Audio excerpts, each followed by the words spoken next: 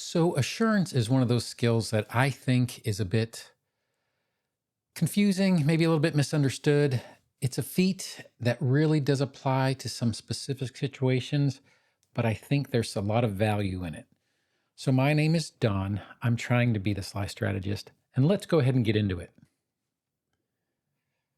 So, assurance is a feat that states you can perform even basic tasks in the worst circumstances. It's a feat that you can take at level one, a general feat, and you can take it at any time throughout your character build as another general feat. It is also available in some backgrounds. For example, if you were to choose farmhand, you'd get assurance in athletics. If you were to choose nomad, you would get assurance in survival. And if you were to choose scholar, you would get assurance in one of the four skills that you can choose with that particular background. It's a basic mechanic that basically means instead of actually rolling for a check, you basically get a guaranteed number. Now, that number might be too low for the DC, so that's something to keep in mind, but it is a guaranteed number that precludes you having to actually go through the check. So, once again, we'll restate that.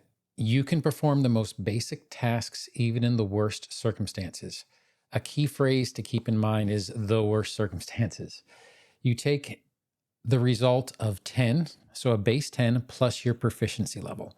Now, according to page 444 of the core rulebook, your proficiency bonus is your level plus whatever the bonus is for the proficiency level. So if you are trained, it's a +2.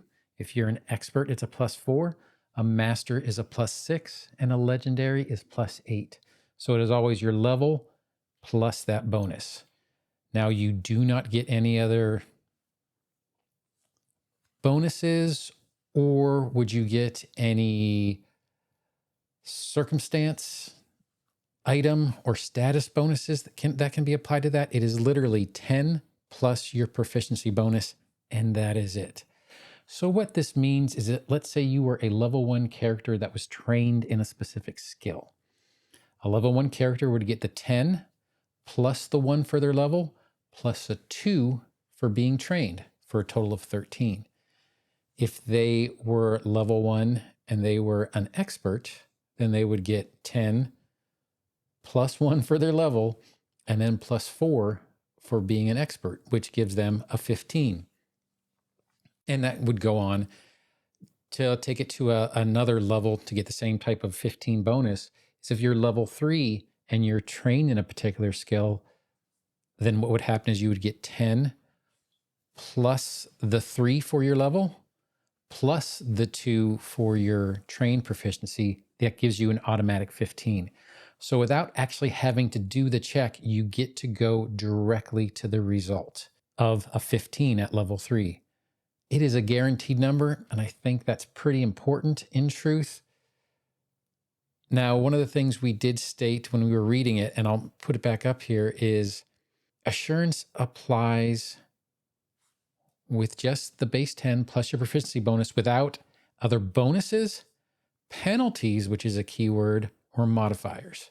So what we mean by penalties is if you are in a condition that gives you a minus to your checks, that's off the table.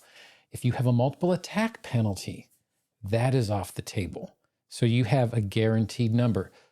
This could come into play in various ways. I'm going to cover a few that I think assurance really works well with.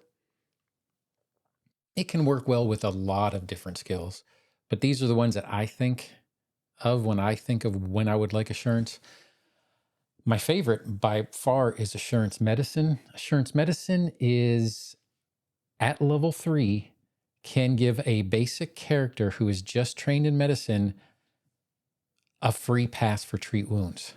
Now, remember, and we'll throw this up here too, is with treat wounds, as long as you pass that DC 15, you can continue to treat wounds until that person is healed. It's 10 minutes each time, and so it's GM discretion how long they want to give you, but you will not fail your treat wounds. So it is very good for medicine. I know there is a background in Gatewalkers that gives you an assurance in medicine. just as a background feat without you actually having to take a general feat. Athletics is another really prime example. So if you are on your third action, even your second action, but third action is definitely the worst one, and you don't want to do a third thwack at a monster, well, you can try a trip or a shove on athletics, and you'll have a guaranteed result. Especially if you've done this before and you know the character has a specifically weak reflex DC or specifically weak fortitude DC, then you could do a shove or a trip every single time, and it's a guaranteed hit if you know they have a low DC. So it is good for athletics in certain circumstances. Another place it's good, and this is something that I think of at times, is for downtime activities. Now, what I mean by this is, let's say you had a roguish character who had a good deception. If you went to a town and were playing a traveling merchant in your downtime while your group or you specifically were shopping, you might be able to get free samples or discounts for being a merchant. And in a lot of cases, you'd have to make that deception check constantly.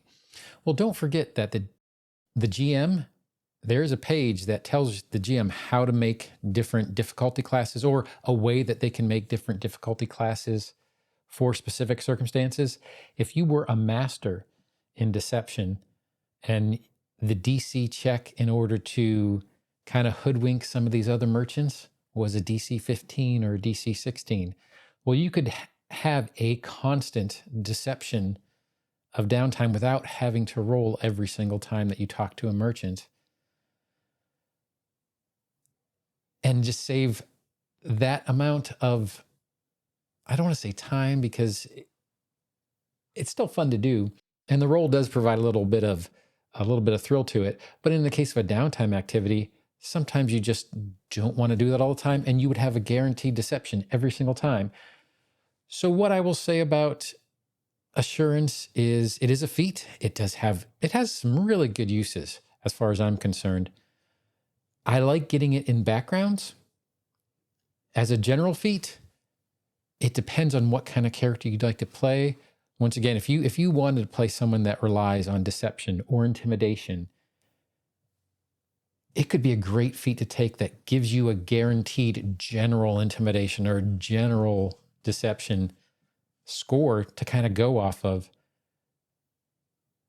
I do think it is very situational. So it's something that you would take if you had something in mind for it while you were creating your character. But it is something that I don't think people should forget or write off as being invaluable.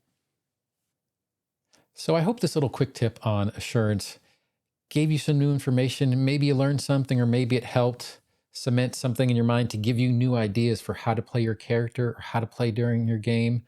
And once again, if you like this video, feel free to like, subscribe, or hit that notification button. But regardless of what you do, I hope you have a good day and happy adventuring. Thanks.